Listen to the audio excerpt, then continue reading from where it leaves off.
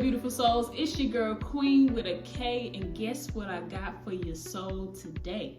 Today, y'all, I'm coming with step 2 to my trauma series. Now, I'm not speaking from a place of expertise, I'm speaking from a place of experience, so take these steps and do with it as you will. But I just wanted to come on here and give people my way. These are the steps that I took to healing from my past trauma, to moving on and confronting it, and all those wonderful things.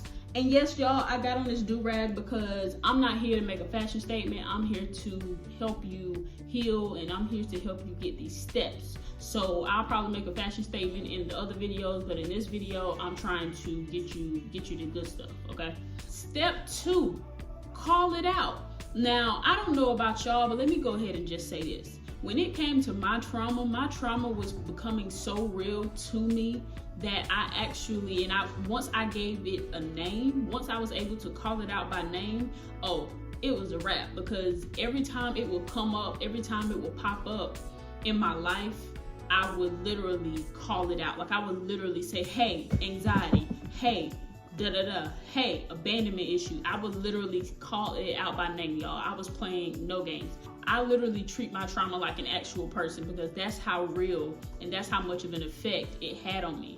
So I encourage you to do the same. If you aren't able to give your trauma a name, then that's completely fine. You can just say, hey, you. Like, because literally, y'all, your trauma becomes so real to you that it actually feels like a legit person is following you around, giving you hell.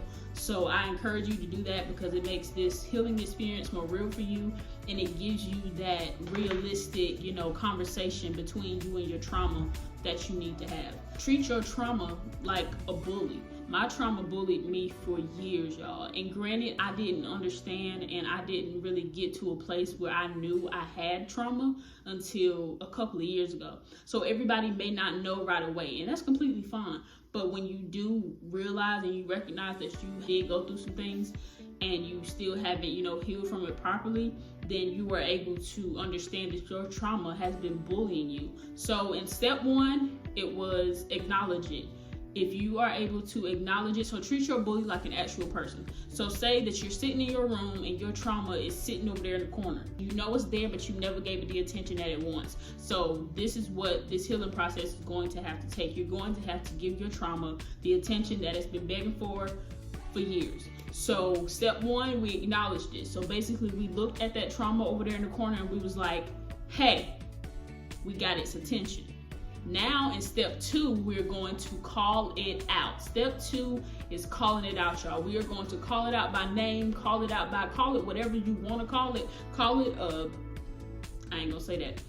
Just call it out by name, y'all, literally. And I know this may sound crazy to some people, but it is literally your trauma. If your trauma was anything like mine or worse, you get to the point to where you have to give it a name, because you have to get personal with your trauma in order for it to understand that it no longer has power here anymore. So in step 1, we looked at that trauma over there in the corner and we said, hey. Now in step 2, we're saying, hey, anxiety, hey, depression, hey,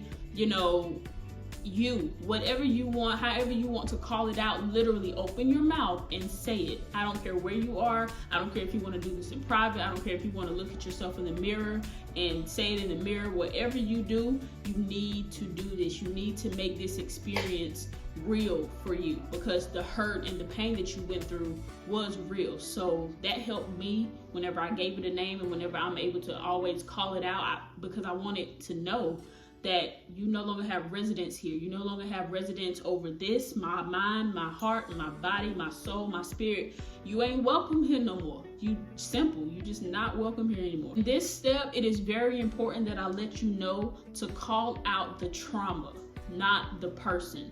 We're going to get to, the step that requires you to actually physically talk to the people that may have had a hand in your past trauma. But until then, we are dealing with you in part 1. So don't call out people. Don't be calling up people and saying, hey, Aunt Deborah. No, we're not doing that. No, don't do that. Focus on you right now. I want you to literally focus on the trauma that happened. Focus on the hurt, focus on the pain. Don't focus on the people or the person that may have caused it. Not yet. Trust me, we're gonna get to them, but not yet. When you're able to call out the trauma and not the person or the people that may have caused it, you're able to prepare yourself mentally and get yourself mentally prepared for that conversation that you're gonna have to have. Calling out your trauma and not the person puts the conversation already in perspective on your part. It causes you to have focus, going to prepare you for that conversation. And if the person has passed away, you know, there's nothing wrong with possibly going to their gravesite. There's nothing wrong with possibly going to the house that they used to live in and just sitting on the porch. Y'all, I'm telling you, you have, like, this stuff can get really, really deep. So you have to make this experience real for you. So even if you aren't able to physically talk to the person in the future, it will still prepare you for the conversation that you will have to have with them spiritually if they passed away, or if you aren't able to talk to the person because it's too dangerous to you. Doing this also helps you to get through the healing process without even having to talk to that person. This next part to this step is only for the people that can handle it. If you aren't able to call your trauma out just yet without getting nervous, without breaking down and crying, without it really triggering you in a negative way, then I encourage you to maybe save this part for later. But the next part to this step is to call it out even when you're not triggered. So I know some people only would probably call it out whenever they are triggered. Me, when I got to the place where I recognized that I had past trauma and I was able to give it a name and I was able to actually sit in it and, you know, reflect on it, then I was able to call it out even when it wasn't getting on my nerves. I was able to say, hey, I just wanted to remind you that you ain't got no place here. When you're able to call out your trauma, even when your trauma isn't like bothering you or something doesn't come up and trigger it, then that is showing a sign of like real power. Have y'all ever called somebody's name and it caught them off guard, so they would just like jump or flinch because they like didn't know you were gonna call their name, or they didn't expect you to be in the area? That's what I want us to begin to do to your trauma. I want us to begin to strike fear into your trauma, because your trauma has been striking fear into you for too long. So when you call it out without it bothering you, catching it off guard. Y'all, I know I probably sound crazy as I don't know what right now, but this is how real my trauma became for me. I literally treated it like a bully. So say you were in high school and you call out a bully's name like with aggression, they gonna turn around like, who you talking to? Yeah, you talking to them, because this is not happening. Y'all, my dog is looking at me like, Mama, what is you talking about? If you haven't watched the previous, step 1, and you're just now clicking on this video, I highly, highly encourage you to go back and watch step 1, because I have ordered these steps strategically. I've ordered them in a way that will help you get through, this road to healing.